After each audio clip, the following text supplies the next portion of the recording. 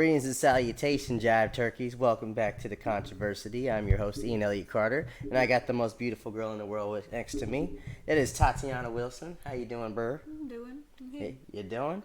Man, so we got a request to do one of the most popular movies of all time, one of the most quotable movies I've probably ever seen. Forrest Gump, starring Tom Hanks, directed by Robert Zemeckis. First of all, this is one of my favorite movies of all time. So I'm glad Brian Gardner and co-signed by Billy Caldwell requested this. Shout out to two of my homies right there.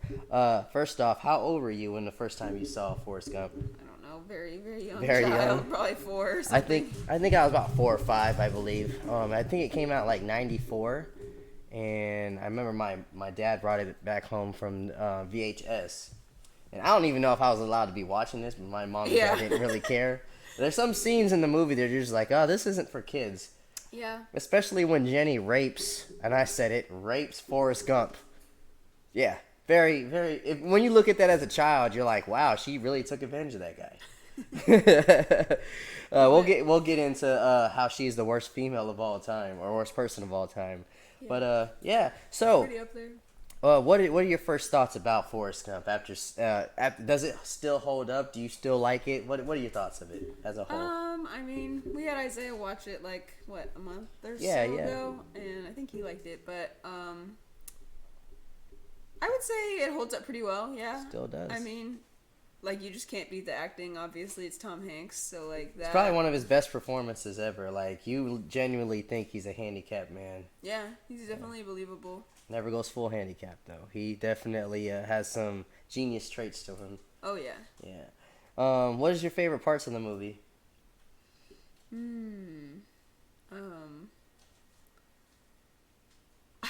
I looked up after watching it the last time with Isaiah about like his long run, and they had this whole article about like how awful it would be on your body to do something run like all that. over America. Yeah. Like, running for 3 years straight would just deteriorate your body so much. But it's such an interesting like concept for the movie. This man straight up said, "Hey, I just felt like running." And he just runs all over America. He gets this big old following, and then like one day he's just like, "All right, I'm tired.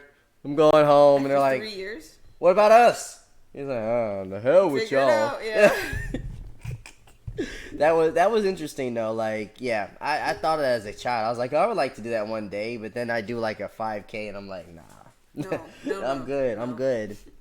My favorite scenes were probably like when he was drafted into the military. I was gonna say like Bubba.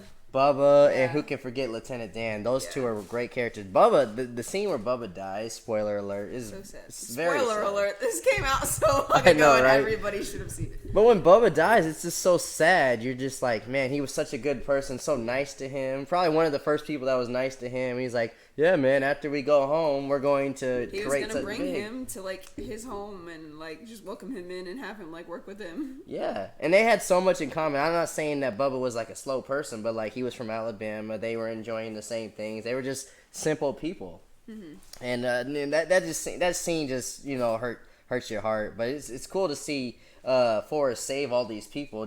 I'm just doing my job type thing. And I love the character arc of Lieutenant Dan probably even more than Forrest. I mean, I feel like he has the biggest character arc out of probably all the characters in it. Because he goes in the movie like, I'm destined to die in war. This is like a family thing. That scene is really sad to me too. Like when he brings him and he's like, no, leave me. Like, and you're just like heartbroken because you're like, but you understand. I guess you can understand. That's his tradition. Like, that's his mindset. Like my mom go down with the ship. Yeah, my dad did this. My grandfather did this. He's just like, this is the traditional thing. This is what happens to the men in our family. But he broke the tradition, and first it was hurtful to him. But then he seemed like he found God later in life, and he was just like, you know what, I have a purpose. Thank you, for helping me out for us. And I just love also during the scene, you just see like a timeline of Forrest was there the whole time, like Watergate or like. It's really funny how they incorporated all of that. They made it really, really cool. And I'm sure like, especially like at the time of it coming out, it was like a really, really cool thing for people that had gone through and like experienced those pieces of 60s, history 70s, already 80s. And been like, oh my God. Like, yeah, absolutely. Elvis and Elvis, like and Nixon and Kennedy and like all of it. Like he was there for all of these random events throughout like history, and it was just very strange, but very interesting, very cool. And I did like a lot. Speaking on that, there was a scene. What was it? Shoot, it just hit me. Okay, but there's a scene when he's younger. You mentioned the Elvis scene. You mentioned the Watergate scene. That was interesting. Dang it, I'm sorry, I forgot. Maybe it'll come back to me.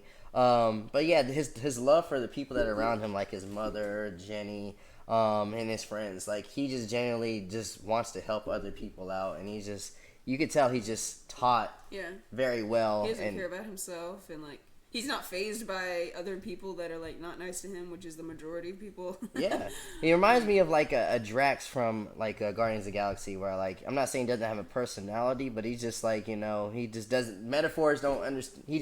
He's not here to be cynical. He's not here for the sarcasm. Not here for the games. Very literally. Yeah. All right, so let's talk about one of the worst villains of all time. That'd be Jenny. Jenny, the girl that he just fell in love with as a child, and she just like. In Jenny's defense, which is just like defending Hitler. Yeah, very. She seemed like she was molested as a child. She had terrible abuse and stuff like that. Neglected. Had a drug problem and stuff like that. So, in her defense, yes, she didn't have the best upbringing, but the things she did for us, let's just talk about it. Just like, he comes on stage making sure nobody, like, touches her, and she just slaps him. Forrest, people touch me all the time. And just back off. You're like, hey, would you like to touch me now? And you're like, what? And he just doesn't know how to handle that. And then she just runs off. The whole movie is just like him meeting her and her running away again. Like, you're just too nice of a person for me. I need someone that's disrespectful. I think that's a very common thing when people like go through this stuff and they don't know how to handle anything else. They don't know how to like be like, I deserve better than that. Yeah. And then they get stuck in that loop and they don't know how to get out of it. So I think that is a huge part of it. And you would think the turnaround, like even as a child, I watched when she got hit by the Black Panther guy, the guy that was affiliated with the Black Panther. Forrest just straight up beat the dude's butt, and then she still ended up hanging with him. Like, but you could tell that was what you said, her mindset. She's just like brainwashed, kind of. Yeah. She's like, this is what a man's supposed to do to a woman, and that's sad. You see that a lot in our society, but. It's interesting coming from his point of view, like, but he's terrible. Why? But Jenny, I love you. Yeah. I don't ever do that to you. I don't hit you. Yeah. I think he says something along the lines of that. I would never do that. Yeah. Okay, but that was actually one of my favorite parts too. That was a good scene. That was a very good scene. Tom Hanks definitely deserved. I don't know if he won. Seeing Forrest just beat the living shit out of that guy. He was awful. And that came, one of my favorite lines too was like, I think you should go back to Greenbow, Alabama.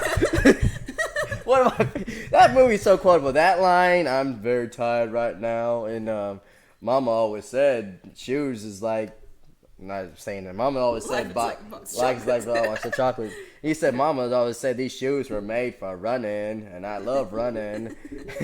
And I like, too, like, how they're not making fun of the handicap. They're actually like, hey, not everybody is 100%, like, out of it. There's still great traits of them. And I think even Robert Downey Jr. touched on that a little bit as a joke in Tropic Thunder, but he was absolutely right. This dude was killing it in the ping pong tournaments. Yeah. He was a fast runner. Everybody has something that they're good at, and something that they can be proud of, and something that like it can be important to them, and that they can find like importance in, regardless of where you come from or your like where you are mentally or physically or like whatever. Like you have the ability to do something really good.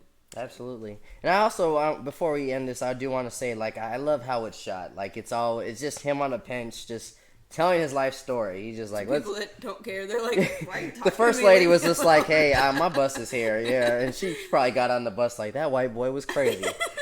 But then the other people are engaged, like, oh, that was interesting. I remember when that happened. And he's confessing, like, and he even says, I'm a millionaire, pretty much, because of the shrimp thing. Yeah. And the guy's like, all right, you're making this shit up. But no, I like how they did that. Like, there's other movies that are shot like that. Like, they're telling the story and they're going through the timeline. But then it ends like, hey, it brings you back to normal times. Like, hey, the chick you're waiting for is down the block. And then it kind of ends sadly, like, hey, Forrest, I kind of want to accept you, Jenny. That is, I feel like it's so messed up because I feel like she did that because she didn't have anybody else. Like, he was like last resort. Let's call it how it is. Hey, Forrest, this is your product of rape. Little Forrest, and he's just like, how you gonna spring this on me? I just came to give you And by the way, I'm gonna die because I have a virus. And dies. she had to, like, you know what, you've been a crappy person this whole movie. Let me just end it by being the most crappiest. I'm going to give you this child you never heard of. What he's like 7 now. Yeah, he starts school at the end, so he's probably 5. But you're like, all right, I can't do this anymore, Forrest. Here's a kid for you, and I'm not gonna give you any support. Don't look for any money because I'm broke. just dies.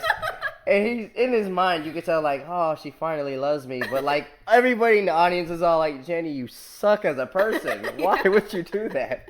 And you can tell the kids probably, and this is what I've always wanted to see. I've always wanted to see a sequel from his point of view, the kid's point of view. Like, I think that movie probably ends, like, maybe late 80s, early 90s from that, from when it's shot. I would love to see, like, from his point of view, a Forrest Gump 2, the child growing up in the 90s, 2000s, and then the 2010s, all the way up to now. Like, he would see, like, 9/11. He would see. That would be so interesting. Yeah, I think that a lot of that would be awesome. And I think let's make that happen. Let's campaign for that. Who would want to see a Forrest Gump 2 from Forrest Jr.'s point of view? Mm-hmm.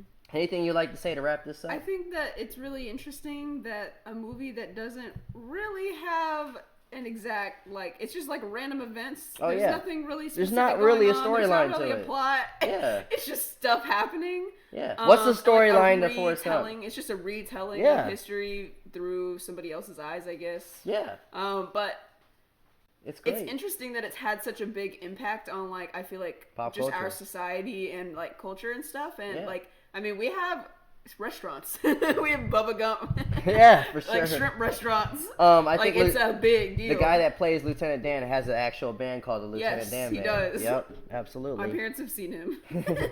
And this is like a big deal. And this is probably one of, and Tom Hanks is like a national treasure. He's done so many great movies after that, but this right here was like this is the first, my introduction to Tom Hanks. Yeah. Obviously before like Toy Story, it was like around the same time, but yeah. But then he went up to do like Captain Phillips. He did Big. Big was before that. Yeah, Big was like another really, really good one. Oh, for sure. And then he did he did Captain Phillips. What was that one that when he was like, look at me, I'm captain now. Was that Captain Phillips? That would make sense. I think that was Captain Phillips. I'm sorry. But no, he's done so many great movies. I like Catch Me If You Can. The volleyball. Castaway. One of his best performances as well. It was probably his best one right after Forrest Gump was Castaway. Well, all right, so let us know in the comments, what did you think of Forrest Gump? Are you a huge fan like we are? And if you want us to do some more classic reviews, let us know in the comments. I've been Ian Elliott Carter, and this is the most beautiful girl, Tatiana Wilson. And life is like a box of chocolates. You never know what type of review you're going to get. Yeah.